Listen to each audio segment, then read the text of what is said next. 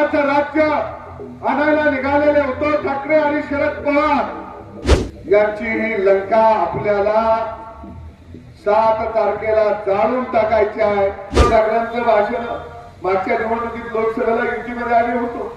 उद्धव साहेब म्हणायचे नरेंद्र मोदीच रामराज्य आणू शकतात आणि आता तुम्ही काय रावण राज्य आणायला निघाला.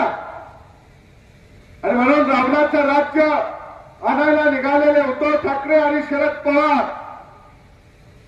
यांची ही लंका आपल्याला 7 तारखेला जाळून टाकायची आहे आणि इथं नरेंद्र मोदींना देशाचं पंतप्रधान करायचं आहे आणि धनुष्यबाणाला मतदान करायचं आहे.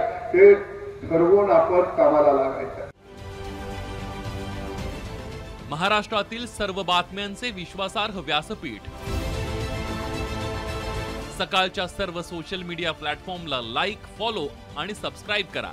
तसंच सर्व नोटिफिकेशनसाठी बेल आयकॉन प्रेस करायला विसरू नका.